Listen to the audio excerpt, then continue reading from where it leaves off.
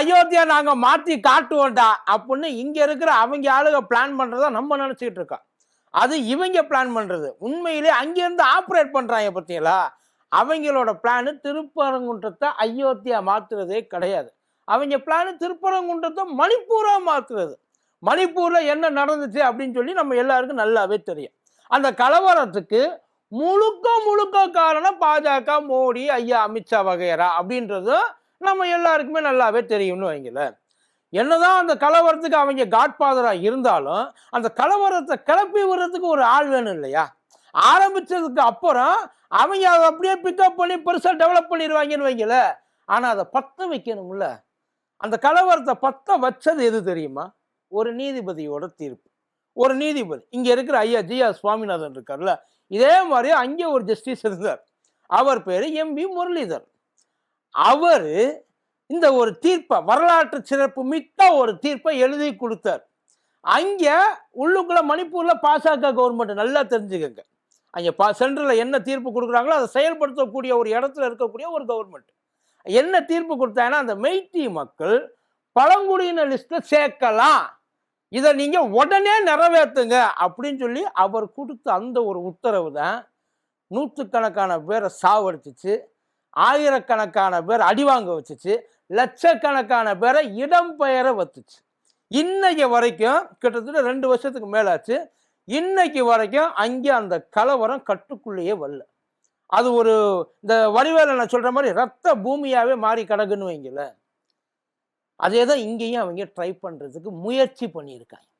அந்த தீர்ப்பை அந்த கோர்ட்டு கொடுத்துச்சு இல்லையா, அதான் இவங்களை பழங்குடியின மக்களா சேர்த்துக்கங்கன்ட்டு அந்த கோர்ட்டு கொடுத்த தீர்ப்பை திருப்பி வாங்கிருச்சு. நாங்க இதை எடுத்துக்கிறோம். எப்ப எல்லாம் நடந்து முடிஞ்சதுக்கு அப்புறம் இந்த தீர்ப்பு உண்மையிலே இப்போ நியாயமா பார்த்தா அந்த நீதிபதி மேலையும் இம்பீச்மெண்ட் மோஷன் கொண்டு வரணும். ஆனா அவங்க என்ன சொல்லியிருப்பாங்கன்னா, அந்த தீர்ப்புல இது குட் ஃபெய்த், அதாவது ஒரு நல்ல நோக்கத்தோட தான் நாங்க இதை செஞ்சோம், ஆனா அது இப்படி ஆயிடுச்சு, இதுக்கு நாங்க பொறுப்பு இல்லை. உண்மையில அவங்க பொறுப்பு இல்லை. நீதிபதிகள் தீர்ப்பு தான் கொடுப்பாங்க, நீதி கொடுக்க மாட்டாங்க. அதை ஒழுங்கா செயல்படுத்தினா என்ன ஆகும், செயல்படுத்தலைன்னா என்ன ஆகும், என்ன பின் விளைவுகள் வரும் அப்படின்றத அந்த மாநிலத்தை கவர்ன் பண்ற அந்த கவர்மெண்ட் இருக்கு இல்லையா, அவங்க தான் டிசைட் பண்ணணும்.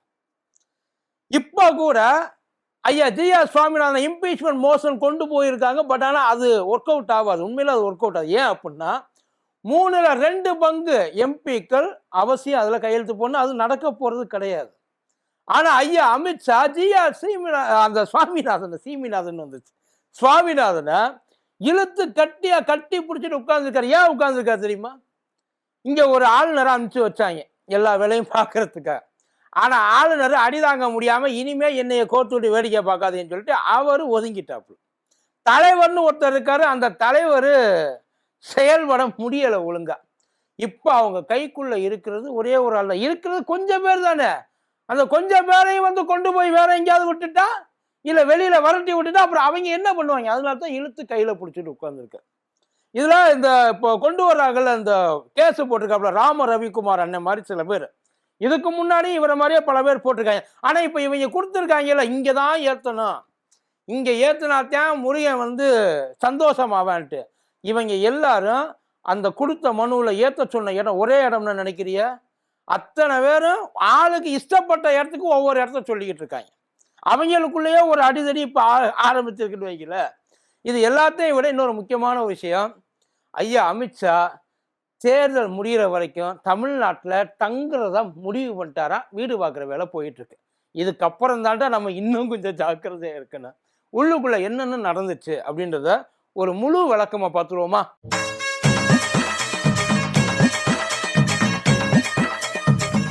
டயா பூஸ்டர் சுகரை கண்ட்ரோல் பண்ணும், உங்க ஆரோக்கியத்தை மீட்டு தரும். சர்க்கரையை கட்டுப்படுத்துறதுக்கான எளிமையான வழிமுறை, இயற்கையான வழிமுறை. அனைத்து மருந்து கடைகளிலும் கிடைக்கும். மதியம் நேருக்கு வணக்கம். இது மதியம் தர்பார். நீதிபதி தீர்ப்பை மதிக்காத, நீதிமன்ற தீர்ப்பை மதிக்காத ஒரு அரசு ஒரு அரசா? இது ஒரு இந்து விரோத அரசு. இதுல மொத்தம் 2 பாயிண்ட் இருக்கு.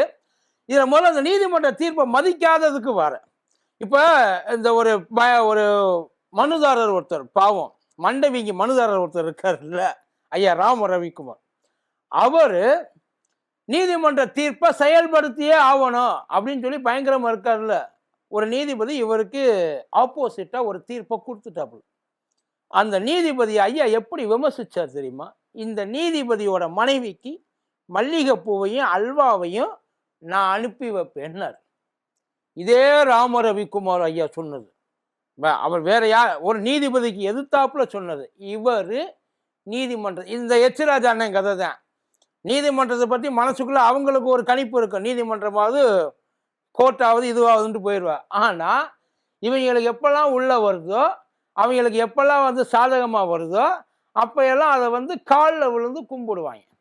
இது அவங்களுக்கு உண்டான பழக்கம். அப்புறம் இந்த இந்து விரோத அரசு இந்த 4 வருஷத்தில், நான் இதுக்கு முன்னாடியே போகலை, இந்த 4 வருஷத்தில் தமிழ்நாட்டில் நடந்த குடமுழுக்கு எவ்வளோ தெரியுமா? குடமுழுக்கு தெரியல, கோயில் கும்பாபிஷேகம்.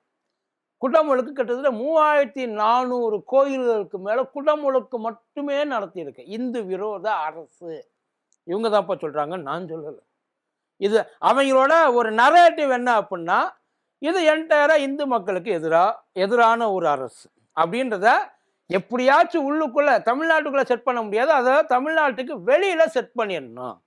அதான் டிஎம்கே அப்படி ஏற்கனவே ஒருத்தர் இவர் சொன்னார்ல, ஒரு எம்பி சொன்ன, அமைச்சர் அனுராக் தாக்கூர் சொன்னாப்புல, அவர் தான். அதாவது என்டையர் இந்தியாவுக்கு எதிராக ஒரு மாநிலம், சனாதானத்துக்கு எதிராக இந்தியாவிலே ஒரே ஒரு மாநிலம் மட்டும் தனிச்சு நிற்குது, எதிர்த்து நிற்குது.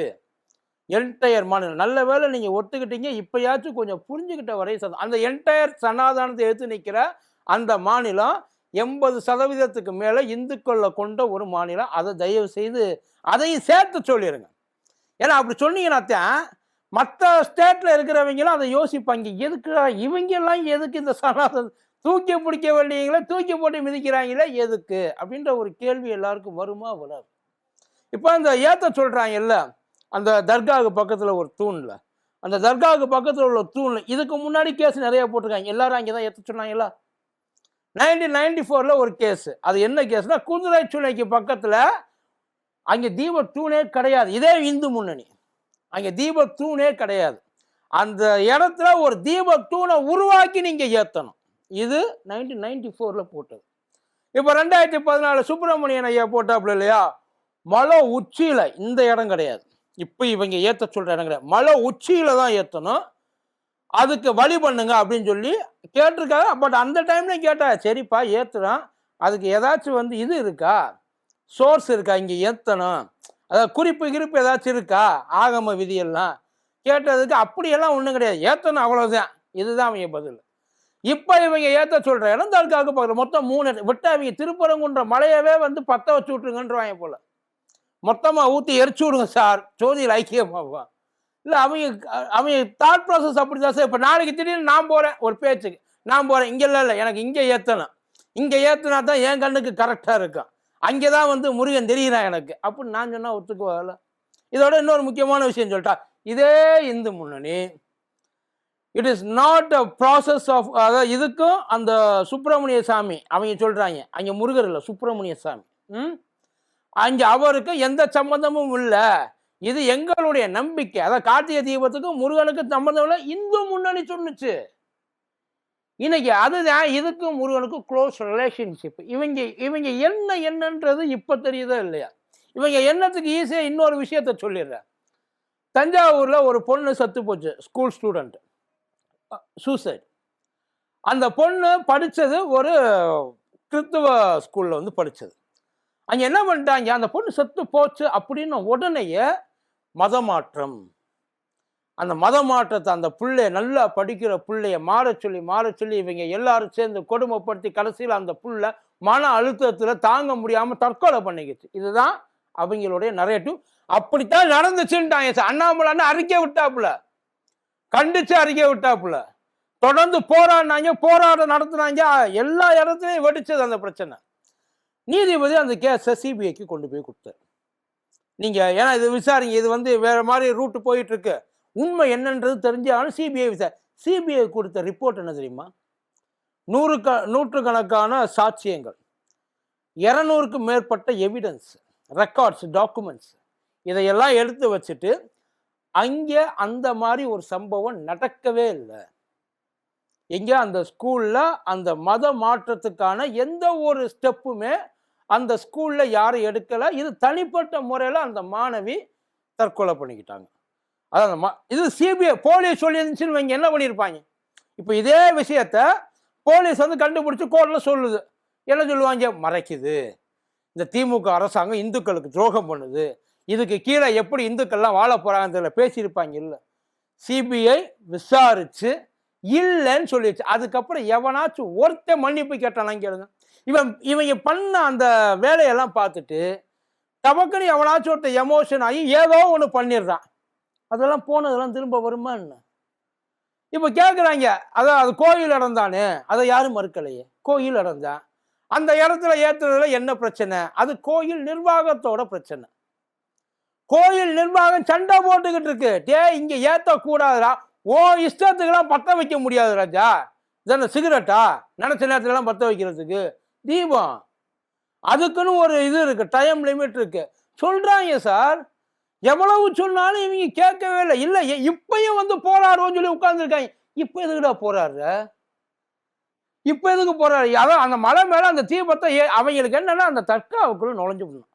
எப்படியாச்சும் அந்த தர்காவுக்கு உள்ள போயிட்டோம்னா எந்த பிரச்சனையும் கிடையாது. அதுதான் அவங்களோட மெயின் எய்மே சார். வேற எங்கேயுமே யாருக்குமே எந்த இது வரைக்கும் அங்க அந்த இடத்துல பெரிய வந்து மனசு எந்த பக்தர்கள், உண்மையான முருக பக்தர்கள் எவ்வளவு பேர் பண்ணாங்க, போய் கேஸ் போட்டது பூரா இவங்க. எவ்வளவு ஒண்ணு இல்லை, இந்த கடை அடைக்க சொல்றான், கடை அடடா நம்மளா சேர்ந்து போராடுவோம்னாங்க, மூடிட்டு போடான்ட்டாங்க. கடையெல்லாம் மூட முடியாது, நீ மூடிட்டு போன்ட்டாங்க. எத்தனை பேர் அவங்களுக்குள்ள நின்னா சொல்லுங்க. அவங்களுக்குலாம் இப்போ நமக்கெல்லாம் நம்மள கோயிலுக்கு போறது இல்லையான்னு, நம்மள சாமி கும்பிடுறது இல்லையான்னு. இவங்க தான் இந்து விரோத அரசு, இந்து விரோத அரசுன்றாங்க. இந்த இந்து விரோத அரசு எத்தனை கோயிலை இழுத்து மூடுச்சு, எவ்வளவு பேரை உள்ள போகக்கூடாதுன்னுச்சு, எவ்வளவு பேரை மதம் மாற்ற முடியும். எனக்கு புரியல. இப்ப இந்த விரோதம்ன்றாங்க இல்ல. ஐயா மோடி குஜராத் முதல்வராக இருக்கிறப்ப கிட்டத்தட்ட 700 கோயிலை இடிச்சிருக்காரு. 700 கோயிலை இடிச்சிருக்காரு நகர விரிவாக்கத்துக்காக, அதாவது குஜராத் டெவலப்மெண்ட் இன்ஃப்ராஸ்ட்ரக்சருக்காக. அப்படி அந்த 700 கோயிலை இடிச்ச மோடிய அன்னைக்கு விஸ்வ இந்து பரிஷத்தோட தலைவராக இருந்தவர் என்ன சொல்லியிருக்காரு தெரியுமா? இவர் ஒரு மாடர்ன் முகமது கஜினின்னாப்புல. யாரு? ஐயா மோடிய. 700 கோயிலை இடிச்ச அவர் நல்லவரா, 3400 கோயிலுக்கு கும்பாபிஷேகம் பண்ண இவர் இந்து விரோதியா. இவங்க நரேட்டிவ்ஸ் பாருங்க சார். அவங்களுக்கு என்னென்ன தேவையோ எது தேவையோ எல்லாத்தையும் ரொம்ப அழகா எடுத்து வச்சிருக்காங்க. வேற எதுவுமே கிடையாது. அவங்களுக்கு தேவை இவங்களுக்குள்ள ஒரு குழப்பத்தை உண்டு பண்ணணும். அவங்களுக்கு தேவை அதுதான்.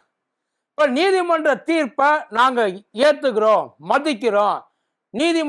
அந்த நீதிபதிகளை நாங்க வந்து எந்த விதமான ஒரு இதுவும் பண்ண மாட்டோம் சொல்றீல்ல. ஒரே ஒரு கேள்வி, வேற எதுவுமே வேண்டாம்.